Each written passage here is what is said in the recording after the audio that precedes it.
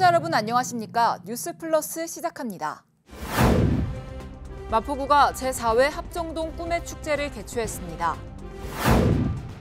대구 이동식 협동로봇 규제자유특구가 균형발전사업 우수 사례로 선정됐습니다. 평창군이 임업인들을 대상으로 산림교육을 진행했습니다. 청소년과 청년을 위한 축제마당이 무안 남학신도시에서 개막했습니다. 제주도가 제주장터를 열고 제주 농수특산품 소비 촉진을 위한 판촉 행사를 진행했습니다. 지난 17일 하루 동안 정부의 행정 서비스가 올스톱됐습니다. 전산망이 마비되고 온라인과 오프라인 발급 업무까지 모두 멈추면서 주말을 앞두고 급한 일을 보러 온 시민들은 발걸음을 되돌려야 했습니다. 광주 서구의 한 행정복지센터. 서류 발급을 위해 방문한 시민이 발길을 돌립니다. 아침에 9시부터 와가지고 대기했다가 서류 발급이 안 된다고 이야기를 하셔서 서류가 이제 될 거라고 주민센터에 가보라고 하셔서 왔는데 또 서류가 발급이 안 돼가지고 국가행정전산망에 오류가 발생했기 때문입니다. 지금 전산 시스템 마비가 돼가지고 아니면 제가 복구가 되면은 전화를 드릴게요. 전국 지자체가 사용하는 전산 네트워크 세월에 오류가 발생한 시각은 오전 9시쯤. 광주광역시청과 전남도청은 물론 일선 행정복지센터까지 업무가 모두 마비됐습니다. 오후 들어 일부 시스템은 복구됐지만 온라인 민원 서비스 사이트인 정부24와 오프라인 민원 발급 업무는 모두 멈췄습니다. 갑작스런 상황에 주말을 앞두고 급한 서류를 발급하려던 시민들은 큰 불편을 겪었습니다. 전산이 복구가 안 됐다고 해서 다음 주 월요일 날 와야 될 것 같아요. 오늘 은행 업무를 이제 봐야 되는데. 행정안전부는 국가정보관리원 네트워크 장비에서 문제가 발생한 것으로 보고 긴급 복구에 나섰지만 완전한 복구에는 상당한 시간이 걸린다고 밝혔습니다. 수도권 소식입니다. 마포구 합정동의 마을 축제인 제4회 합정동 꿈의 축제가 개최됐습니다. 푸른 잔디광장 위에서 다양한 무대와 체험 활동을 즐길 수 있었는데요. 그 현장을 소개해드립니다. 2023 제4회 합정동 꿈의 축제가 지난 10월 28일 당인리 발전소 앞 마포 세빛문화숲 잔디광장에서 개최됐습니다. 합정동 꿈의 축제 추진위원회가 주최한 이번 축제는 개막식과 함께 주민자치 프로그램, 말랑말랑 합창단의 공연 등 다채로운 무대가 진행됐습니다. 또 페이스 페인팅과 에어바운스 등의 놀이존, 포토존과 군 전시회, 먹거리 및 바자회 부스 등이 마련돼 주민들은 이곳에서 소통하며 웃음 넘치는 시간을 가졌습니다. 마음이 합쳐지고 정이 넘치는 이번 축제에서 가족, 친구, 연인과 뜻깊은 추억을 남겼길 기대합니다. 구민들의 복지를 위해 힘쓰는 공익재단이 있습니다. 바로 마포복지재단인데요. 이곳 복지재단이 설립 2주년을 맞이했습니다. 이에 기념행사를 열어 과거를 돌아보고 미래 계획을 공유하는 시간을 가졌습니다. 마포복지재단이 설립 2주년을 맞아 지난 2일 기념행사를 개최했습니다. 이번 행사는 마포구청장, 마포복지재단 이사장, 유관기관 단체장 등 약 100명이 참석한 가운데 오프닝 공연으로 시작을 알렸습니다. 이날은 사업 성과 보고회를 통해 재단의 주요 사업 성과를 보고하고 향후 계획을 공유했습니다. 또 제2기 마포복지재단 임원이 될 대상자들에게 임명장을 수여하는 시간을 가졌습니다. 마포복지재단의 설립 2주년을 축하하며 앞으로도 지역 복지 증진을 위해 최선을 다해주길 기대합니다. 광역시 소식입니다. 대구 이동식 협동로봇 규제자유특구가 균형발전사업 우수 사례로 선정됐습니다. 대구 이동식 협동로봇 규제자유특구가 지방시대위원회의 2023년 균형발전사업 우수 사례 시상식 및 성과 발표회에서 우수 사례로 선정됐습니다. 지방시대위원회는 전년도 실적을 평가해 올해 31개 우수 사례를 선정했고 선정된 지자체에는 2024년 예산에 재정 인센티브를 제공할 예정입니다. 한편 우수 사례로 선정된 대구 이동식 협동로봇 규제자유특구는 2020년 8월 중소벤처기업부로부터 지정을 받아 제조 생산 환경에서 이동식 협동로봇을 활용하는 실증을 추진해왔습니다.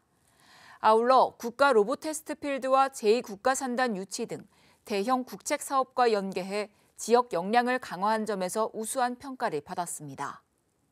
대전시가 건전한 기부 문화를 확산하기 위해 장학기금 기부자 명예의 전당 제막식을 가졌습니다.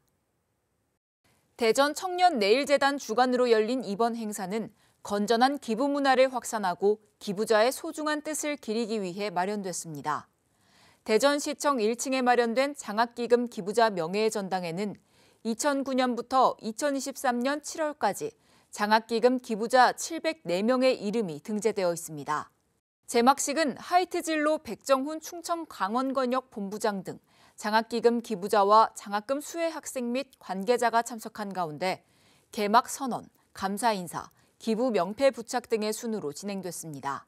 이장우 대전시장은 기부해 주신 분들을 기억하고 고마움을 표할 수 있는 공간이 마련돼 기쁘다며 앞으로도 장학기금 조성에 적극 동참해 주시길 부탁드린다고 말했습니다. 이어서 강원도 소식입니다. 평창군이 임업인들을 대상으로 산림 교육을 진행했습니다. 평창 지역 임업인 및 산림과 관계자 100여 명이 참석한 가운데 산림청 소관의 민간자본, 군비 자체 사업에 대한 안내뿐 아니라 특별 관리 임산물인 산양삼에 대한 제도 소개, 전문 임업인을 위한 임업 후계자로 선정되기 위한 절차에 대한 교육이 열렸습니다. 또한 임업집불제 대상자와 선정 요건, 산림자원 중 임목 벌채에 관한 교육도 이뤄졌습니다. 이번 행사를 통해 평창 지역의 임업 및 산림 분야에서 활동하는 임업인들이 지원 사업에 대한 최신 정보를 습득하고 자연환경과 조화를 이루며 지속 가능한 산림 관리를 위해 필요한 역량을 기를 수 있었던 소중한 시간이 됐습니다. 평창군이 둔정평 농악 강원특별자치도 무형문화재 지정 20주년을 축하하는 행사를 진행했습니다. 평창 전통 민속 상설 공연장에서 열린 이번 행사에는 축하 공연을 시작으로 기념식, 평창 둔전평 농악 시연을 선보였습니다. 평창군 용평면 일대에서 전승되어 온 평창 둔전평 농악은 강원의 영동과 영서의 농악의 특성을 갖추고 있으면서 독창적인 개성으로 2003년 4월 25일 강원 무형문화재 제15-1호로 지정됐습니다. 평창 둔전평 농악 보존회는 평창 둔전평 농악이 강원 특별자치도 무형문화재 지정 20주년이 되어 기쁘다며 오래도록 전승될 수 있도록 노력하겠다고 전했습니다. 평창군이 2023년도 기능 연속성 계획 교육 및 훈련을 실시했습니다.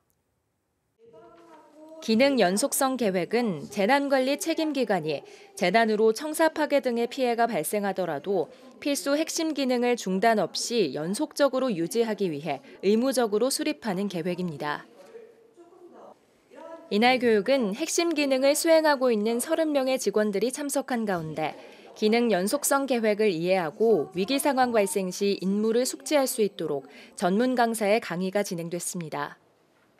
또 대형 지진으로 인한 피해 상황을 가정해 계획의 실행 절차와 비상 대응 체계 가동, 핵심 기능 부서 등의 임무와 역할을 점검하고 개선 방안 등을 토론하는 시간도 가졌습니다. 안전교통과는 기능 연속성 계획 교육 훈련을 통해 필수 업무 담당자들이 계획을 숙지하고 만일의 사태에 대비해 필수 업무가 흔들림 없이 유지될 수 있도록 만전을 기하겠다고 밝혔습니다. 횡성읍 반곡리에서 제16회 밤두둑 허수아비 축제가 열렸습니다. 반곡리 마을이 준비한 이번 축제는 허수아비 전시와 사물놀이 등 공연 프로그램과 각종 체험 행사가 진행돼 방문객들에게 다양한 볼거리와 즐길거리를 제공했습니다. 허수아비 축제는 마을 주민 화합과 함께 사라져가는 농경사회의 정감 있는 풍습을 살리고 전통을 계승해 나가기 위해 매년 개최되고 있습니다. 횡성 청소년 수련관에서 횡성 인재육성관 고3 종강 및 수료식이 진행됐습니다. 이날 행사에는 고3 수료생과 고1, 2학생, 재학생 및 학부모 등 100여 명이 참석했으며 수료증을 수여하고 수능 합격 기원 선물을 전달하는 등 그간의 노력을 응원하고 격려했습니다. 한편 횡성인재육성관은 2011년 4월 개관한 이래 264명의 수료생을 배출해 전국 유수대학에 진학시키는 성과를 거둔 바 있으며 비재관생을 위한 진학 컨설팅, 온라인 학습 지원 및 대학 입지 설명회를 개최하는 등 지역 내 학생들이 꿈을 키우고 다양한 분야에 진학할 수 있도록 힘쓰고 있습니다. 이어서 충청도 소식입니다. 충청권 4개 시도가 준비된 메가시티 충청시대 선포식을 개최했습니다. 선포식에서는 충청권 메가시티를 위해 4개 시도가 공동으로 노력할 것을 약속하고 국가적 차원에서 지원해 줄 것을 촉구했습니다. 특히 충청권 메가시티에 대한 행정, 교육, 재정 등 획기적 권한 이양, 수도권 공공기관, 대기업, 대학의 충청권 메가시티 우선 이전 지원 등에 대해 4개 시도지사가 공동으로 대응할 것을 약속했습니다. 김영환 충북도지사는 지역 소멸을 넘어 대한민국 소멸의 위기를 타개하기 위해서는 과도한 규제를 개혁함으로써 지역의 인프라를 확충하고 일자리를 창출해야 한다며 이를 위해 충청권 4개 시도가 힘을 합쳐 대한민국의 중심이 돼야 한다고 말했습니다. 충북도가 탄소 포집형 수소 생산기지 및 충전시설 구축을 위한 업무 협약을 체결했습니다. 탄소 포집형 수소 생산 기지는 2025년 하반기 운영을 목표로 하루 3톤의 수소를 생산 공급하고 생산 시 발생하는 이산화탄소를 포집해 재활용할 예정입니다. 생산기지 주변에는 제조식 수소 충전소와 수소 출하센터도 구축될 예정입니다. 탄소 포집형 수소 생산기지가 운영되면 수소 수급 안정화에 크게 기여할 뿐 아니라 운송비를 절감할 수 있어 수소 판매 가격도 낮아질 걸로 보입니다. 충북도가 친환경 모빌리티 순환경제혁신지원센터 착공식을 진행했습니다. 순환경제혁신지원센터는 친환경 모빌리티를 대상으로 사용 후 부품의 친환경 설계, 품질 인증 지원 등 사업화 지원이 가능한 센터와 장비를 구축할 계획입니다.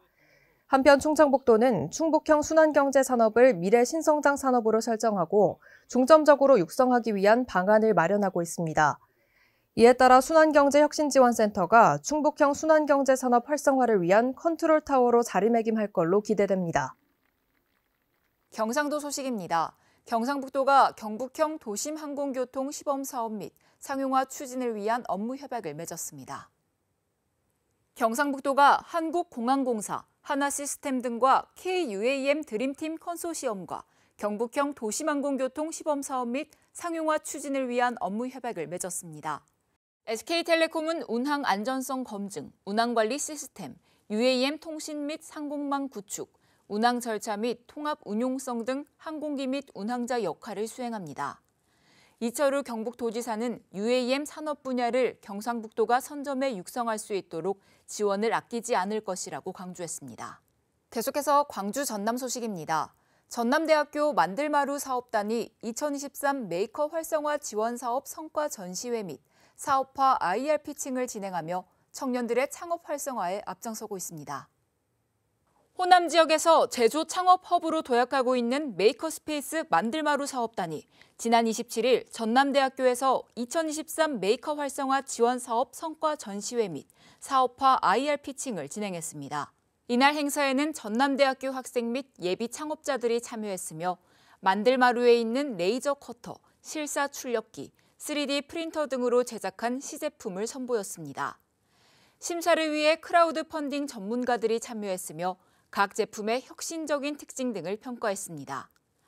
아울러 향후 성과에 따라 제품 촬영비와 제작 재료비 등도 지원할 계획이며 정식 런칭을 통해 창업 지원에 앞장설 계획입니다.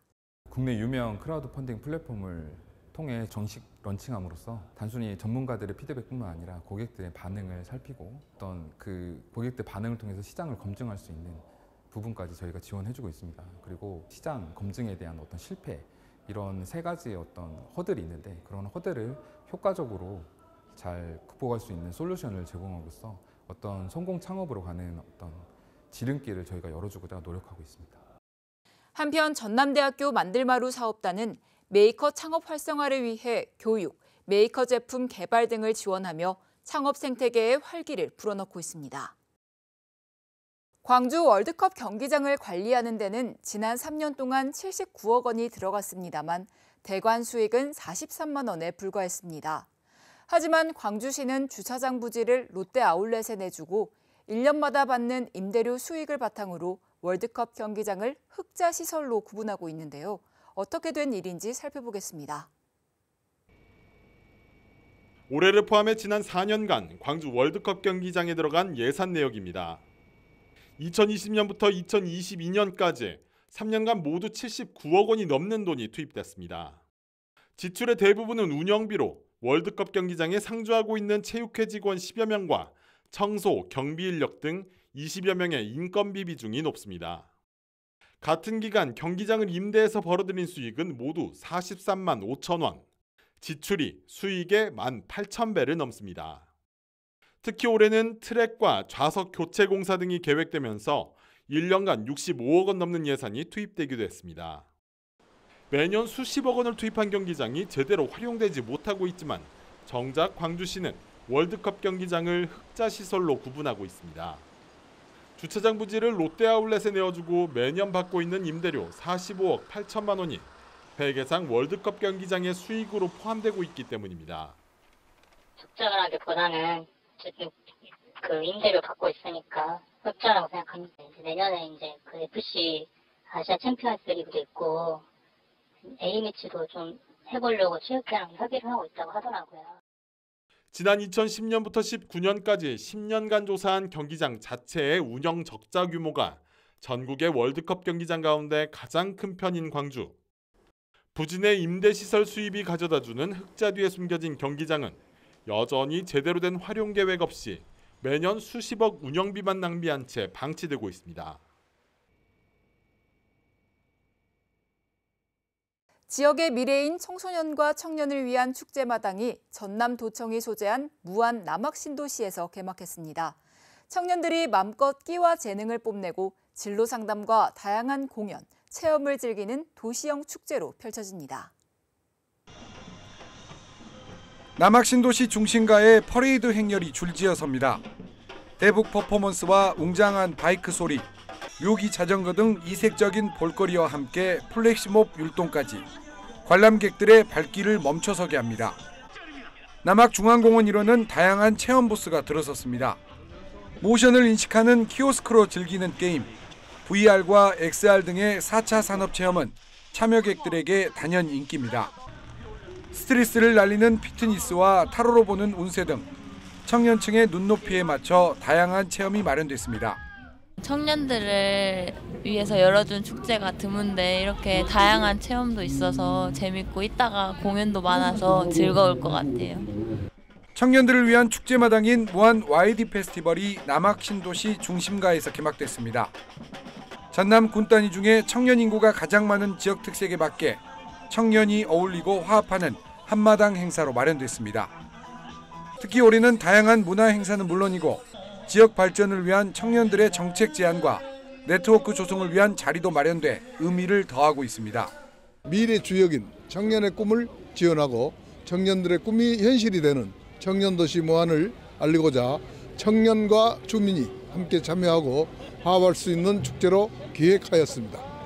무안 YD 페스티벌은 오는 19일까지 정상급 인기가수 공연과 EDM 파티, 드론 라이트쇼, 길거리 농구대회 등이 열려 청년들이 열정을 불태우게 됩니다. 1년 365일 책을 빌릴 수 있는 스마트 도서관이 광주에서도 계속 늘어나고 있는데요. 도서관과 멀리 떨어진 지역이나 유동인구가 많은 곳에 설치해 시민들에게 이용 편의성을 제공한다는 취지인데 이용률은 저조하기만 합니다. 광주의 한 지하철역에 있는 스마트 도서관. 규모는 크지 않지만 이 스마트 도서관에는 200여 권이 넘는 책이 보관되어 있습니다. 무인 자동화 시스템이라 1년 365일 24시간 어느 때나 시민들이 책을 빌리고 반납할 수 있습니다. 집에서 좀 책을 읽긴 한데 이렇게 여기를 많이 이용했으면 좋겠어요. 많은 사람들이. 그리고 젊은 사람도 많이 이용했으면 좋겠고. 하지만 이용하는 사람은 찾아보기가 힘듭니다. 지난해 광주 스마트 도서관 19곳의 하루 평균 이용객 수는 3.9명에 그쳤습니다. 2명이 채 안 되는 곳이 7곳이나 됩니다. 유동인구가 많은 곳에 설치된 한 스마트 도서관도 하루 평균 이용자가 12명에 불과해 수요를 제대로 고려했는지 의문입니다. 일단 존재감이 별로 없는 것 같고 사람들이 아무래도 지하철역이면 빨리빨리 움직이다 보니까 신경 많이 안 쓰는 것 같아요. 스마트 도서관 설치에 들어가는 비용은 5천만 원에서 많게는 1억 원. 올해에만 광주에 4곳이 신설됐습니다. 예전에 비축용 곡식으로 가득 찼던 농촌 마을의 양곡 창고들은 상당수가 용도를 잃고 방치돼 있는데요. 신안군이 이런 공간을 다양한 문화예술 공간이나 주민 소통 공간으로 활용하면서 지역의 활기를 불어넣고 있습니다. 신안 천사대교를 건너 퍼플섬으로 가는 길목에 동백 파마머리 노부부 벽화가 시선을 붙잡습니다. 그런데 벽화에 가까이 가보면 파마머리 윗부분은 그림이 아니라 실제 애기동맥 나무입니다. 명소로 떠오른 이 벽화 근처에 새로운 볼거리가 하나 더 생겨났습니다. 소영선 하백이 암태도 소작쟁이 100주년을 기념해 신안군이 제공한 양곡창고의 애벽가 내부를 미술관으로 꾸민 겁니다. 그림들은 당시 소작쟁이 과정을 10개 장면으로 나누어 사실적으로 그려낸 것을 넘어 관람객들이 처절하게 느낄 수 있도록 표현해냈습니다. 이렇게 멋진 기념관에 이렇게 멋진 의미가 담겨져 있고 그림도 아주 눈을 뗄 수 없이 정말 그런 처절한 그런 그림을 아무튼 저는 개인적으로 너무 마음에 들어요.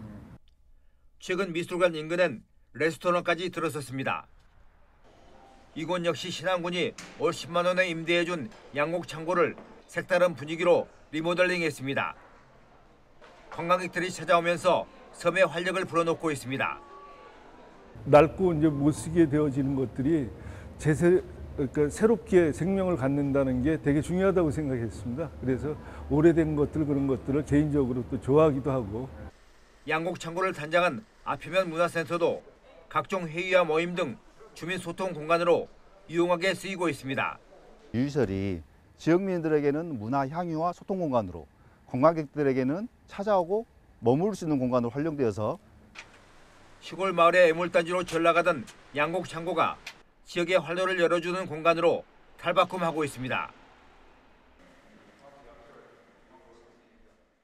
특별자치도 소식입니다. 제주도가 농수축협 및 농촌 융복합 산업 인증업체와 제주 농수특산품 제주장터를 열고 소비 촉진을 위한 판촉 행사를 진행했습니다. 이번 행사는 제주도와 한국마사회가 맺은 제주 말산업 육성발전 업무 협약을 계기로 이뤄졌으며 제주 농수특산품 홍보 및 소비 촉진 등을 도모하기 위해 마련됐습니다.